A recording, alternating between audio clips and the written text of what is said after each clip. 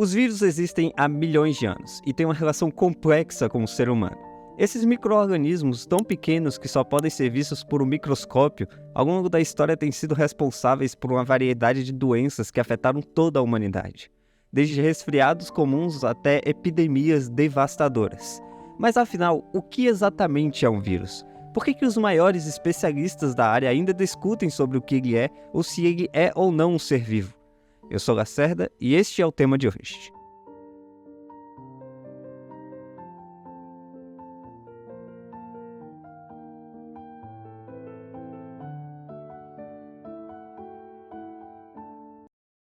Antes da gente conseguir decidir se um vírus é ou não um ser vivo, primeiro a gente precisa entender o que é um ser vivo.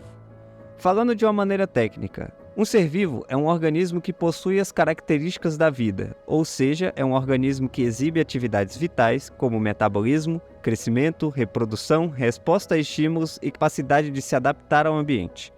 Mas essa pergunta de o que é um ser vivo é uma pergunta recente e parece ter uma resposta óbvia, por mais que seja difícil de encontrar as palavras para responder. Imagine há milhares de anos atrás. O conceito de ser vivo era completamente diferente de hoje. Se você chegasse a alguém daquela época e perguntasse o que é um ser vivo, ele provavelmente te responderia com qualquer animal que anda, respira ou come.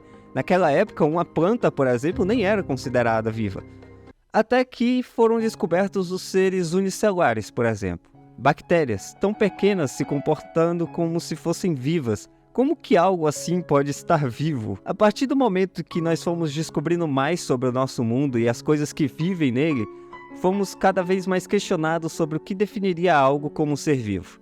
Então, com o passar do tempo, descobertas foram acontecendo, estudos foram realizados e diversos estudiosos, cientistas, biólogos, enfim, foram criando suas próprias definições de um ser vivo. Até hoje, essa definição exata de vida ainda é um objeto de estudo e debate em toda a comunidade científica. Porém, existem algumas características que são aceitas pela grande maioria dos especialistas e são consideradas por muito como um tipo de requisito para definir se algo é ou não é um ser vivo. É uma lista bem grande, mas eu vou tentar colocar as mais importantes que são as mais aceitas desse vídeo. Então vamos lá. Para ser um ser vivo, você precisa ter organização celular, serem compostos de uma ou mais células e ter uma organização nelas, reprodução, gerando descendentes semelhantes a si mesmo, capacidade de interagir com outros seres vivos e com o ambiente, evolução, que é a capacidade de você sofrer mutações e evoluir ao longo do tempo, presença de material genético, que é o DNA ou RNA, ou os dois. Os seres vivos eles possuem uma composição química complexa, e, por fim, a capacidade de aprendizado e memória. Como eu disse, essas são apenas algumas que são as mais aceitas como requisitos para se considerar algo como um ser vivo. Ainda existem muitas, vai por mim, a lista é imensa e não tem como trazer todas aqui.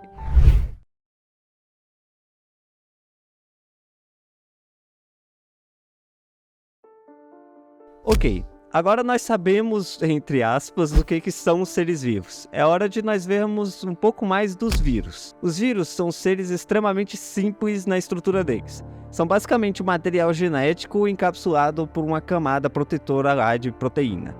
Eles não são considerados organismos vivos por muitos cientistas porque eles não possuem a capacidade de se reproduzir por conta própria. Para sobreviver e se multiplicar, eles precisam infectar células de outros organismos, como os seres humanos, por exemplo. Quase como se fosse um tipo de parasita. Alguns vírus são inofensivos e até mesmo benéficos, fazendo funções essenciais em alguns ecossistemas, e até ajudando no desenvolvimento do nosso sistema imunológico. A vacina que você toma, por exemplo, pode ser de um vírus inativo, que é um tipo de vírus que é benéfico. Ele está ajudando você a desenvolver o sistema imunológico para combater outros vírus que possuem uma carga genética parecida com aquela. Porém, outros vírus podem causar doenças graves, prejudicando nossa saúde e até mesmo levando à morte. Os vírus eles não possuem célula, metabolismo próprio ou a capacidade de se reproduzir sem a ajuda de uma célula hospedeira. Por isso que eu disse, por exemplo, que eles são como parasitas. Nesse caso, são parasitas intracelulares, e por isso também que eles não são considerados seres vivos por muitos. Mas por que mesmo sem essas funções tão básicas, alguns ainda consideram vírus como seres vivos?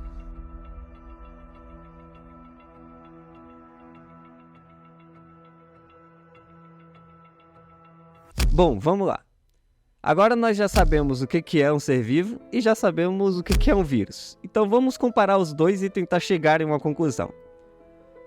A primeira característica de um ser vivo que eu citei foi a organização celular. Bom, os vírus eles não possuem célula, então teoricamente eles não cumprem esse requisito.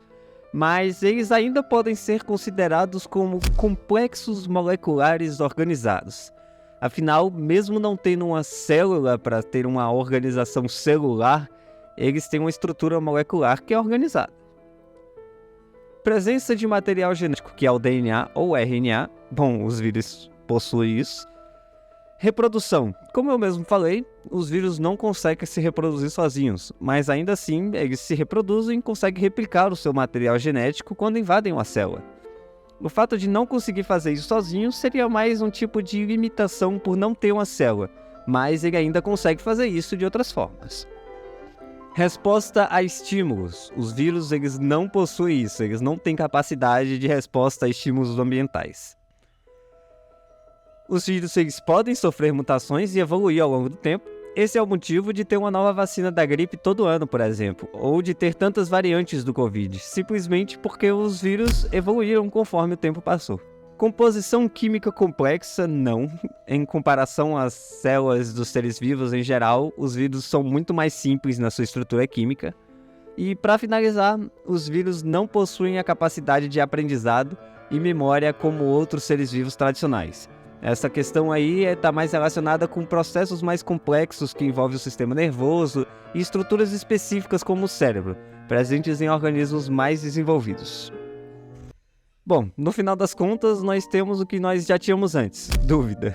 Por um momento, nós olhamos para essas comparações e pensamos, tá, com certeza é um ser vivo, mas por outro, nós vemos outras comparações e mudamos de ideia, já que ele não cumpre alguns requisitos que são tão simples e básicos. E eu acho que é por isso que isso é muito discutido ainda. Os cientistas não conseguiram até hoje chegar em um consenso e definir de uma vez. E, bom, agora que eu dei uma olhada por cima com vocês, eu confesso que realmente não é uma pergunta tão fácil de ser respondida. Mas eu vou falar da minha opinião agora. Eu, particularmente, considero os vírus como seres vivos. Ok, eles não cumprem muitos requisitos básicos, eles não têm célula, não têm metabolismo e tem muitas outras limitações. Mas o mais importante que eu vejo que eles têm, que é o instinto de sobrevivência. É perceptível que existe uma preocupação em garantir sua própria sobrevivência e reprodução. Tanto que, mesmo não conseguindo se reproduzir sozinho, eles encontraram uma maneira, parasitando outras células, tudo isso para passar seus genes para uma próxima geração e garantir que a sua espécie vai continuar existindo. Como algo que não é vivo teria essa consciência? Eu gosto muito de pensar no exemplo de Saturno quando eu vou tentar convencer alguém disso. Acredito que todo mundo conhece Saturno e seus maravilhosos anéis, né? O planeta, no caso. Por muitos anos, especialistas estudaram os anéis de Saturno e de outros planetas descobertos e chegaram a uma conclusão de como eles deveriam ser formados, os requisitos para um planeta possuir anéis, como eles se formam e como um planeta tem que ser para manter os anéis na sua órbita. Porém, recentemente, em um estudo em 1977, foi descoberto que Urano, que é um planeta do nosso sistema solar, também tinha anéis, mas que nunca tinha sido vistos por causa da ocultação estelar. Talvez eu falei sobre isso em um próximo vídeo. Essa descoberta simplesmente mudou tudo, até porque Urano não seguia nenhum dos requisitos estudados para se ter anéis e desconstruiu tudo que eles achavam saber. O que impede de ser a mesma coisa com os vírus? Querendo ou não, nosso conhecimento sobre a vida é muito limitado. Nós não sabemos tudo nem do nosso próprio planeta ainda. Não é impossível de existir outros seres vivos no nosso planeta ou até em outros planetas que fogem completamente do que nós conhecemos e estudamos como ser vivo. Assim como Urano foi em relação aos estudos sobre os anéis planetários. E o vírus pode sim ser um exemplo disso. Ele não cumpre requisitos que consideramos por muito tempo como essenciais para o ser vivo, mas eles se comportam e demonstram ser um ainda assim. Então, como nós podemos limitar e desconsiderar isso só porque eles não têm coisas que nós consideramos importantes para a vida que nós vivemos ou de espécies que estão com a gente há muito tempo? Enfim, essa é a minha opinião. Eu espero que você tenha gostado e aprendido algo nesse vídeo. Muito obrigado pela audiência e nós nos vemos em um próximo.